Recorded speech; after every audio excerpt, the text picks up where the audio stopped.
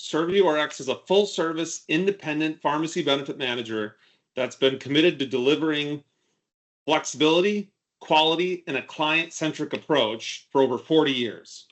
And in an industry where a lot of PBMs lead with no, we take a bit of a different approach, and we seek to say yes and provide real solutions for our clients beyond just cookie cutter. So we try to break away from the cookie cutter PBM model, offering tailored strategies that address the pain points of our clients while driving year-over-year cost savings at the per member per month level. And our flexibility is unmatched in the marketplace. So we provide clients with options and expert recommendations rather than rigid requirements or self-serving solutions. And at the core of everything we do, we put the client first. That's why it's in our name, ServeYouRx.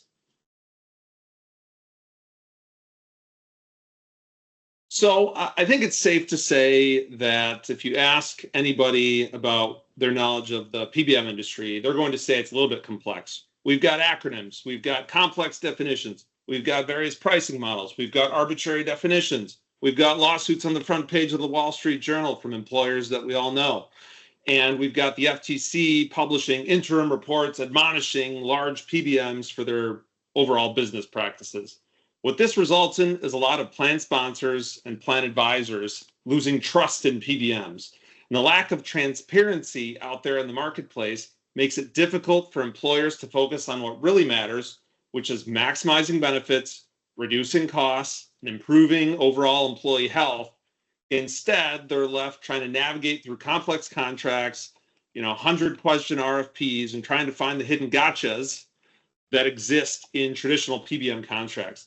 And that's where, the Validation Institute comes in. So we sought out their independent expert evaluation that helps remove doubt from our clients, gives plan sponsors and advisors confidence in choosing a PBM partner that they can trust, even if they may not recognize the name, and less time spent arguing over what the definition of what a brand drug is actually, and more time focusing on the things that are important. So by getting validated, we're making a bold statement that we have nothing to hide. We've shared our entire contract with an independent third party, and they confirm that it meets the highest standards for best practices and transparency. So validation for contractual integrity means that our contract was independently reviewed by experts with deep knowledge of pharmacy benefit management.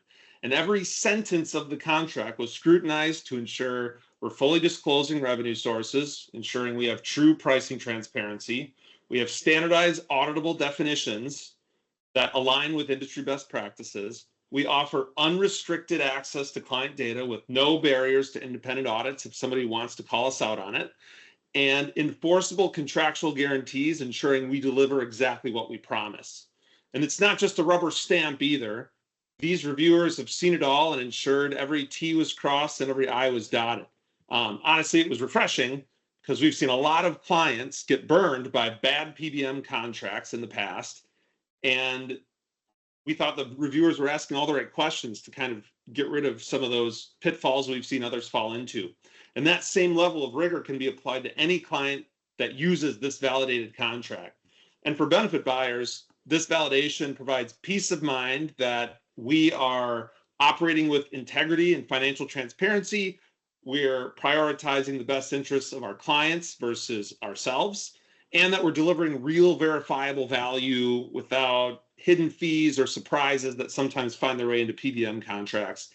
And overall, we see this validation as a game changer for benefits buyers looking to work with a PBM that truly aligns with their needs without having to hire an outside third-party consultant or attorney to review the contract to make sure we're going to do the things that we say we're going to do.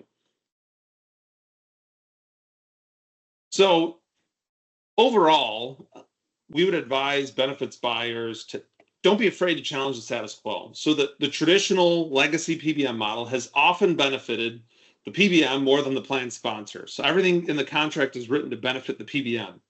But today, there's a lot more options. There's more transparent, innovative, and client-aligned PBMs that are changing the game. And buyers should demand accountability, independent verification, and complete financial alignment of their PBM partners.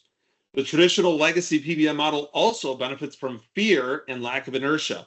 So all too often, we hear about people stuck with their traditional PBM because either they have a long-term commitment, they're afraid of disruption, or they get the promise that, oh, things will be better next year, just give us a chance.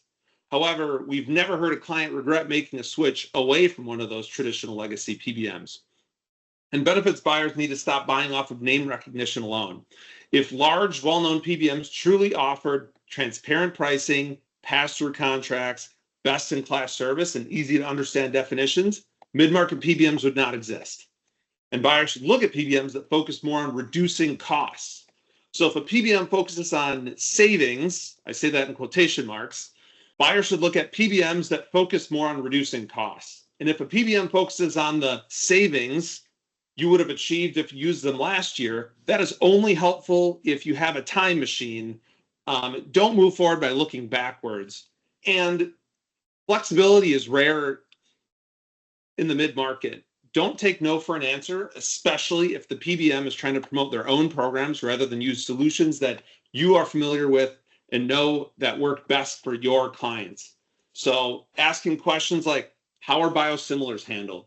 Am I actually getting 100% of the rebates? What are your revenue sources? And who operates behind the scenes at your PBM? Is it truly, are you working with an independent PBM, or is it just one of the big PBMs with a different name? Those are all things that benefit advisors should look at. Really, it boils down to knowing who your PBM really is and where their revenue comes from. So that's not only just from a value standpoint, but it's also from an objective operating standpoint. So many PBMs profit off of hidden revenue streams and not serving their actual clients. So you look at, sometimes there's PBM coalitions and aggregators. Many of them act as middlemen, only to funnel clients right back to the large vertically integrated PBMs that they claim to be independent from. And follow the money. So if a PBM is earning more from a big PBM than from what you are paying them, who do they really work for? At the end of the day, a PBM should be working for you, the client, not for drug manufacturers chasing rebates, not for hidden revenue streams, not for large PBMs that might be operating things behind the scenes. And I think the final thing that benefit buyers should look at is the contracts themselves. So oftentimes an RFP will be conducted, decisions will be made, and then the contract is the final part. And that's usually where a lot of the gotchas are. So if it isn't in the contract, you can't be guaranteed you're actually going to get it. And having an outside validation of a contract ensures that while you're conducting the RFP, you know that there's a certain standard that contract is held to, rather than answering the RFP questions first, and then it's up to you to make sure it's all in the contract. And that's why independent validation matters. It's why we pursued it. It's why ServeYouRx is committed to leading with transparency, flexibility, and accountability. And ultimately, we think we can deliver a better PBM solution to our clients through our partnership with the Validation Institute to get this contract review completed.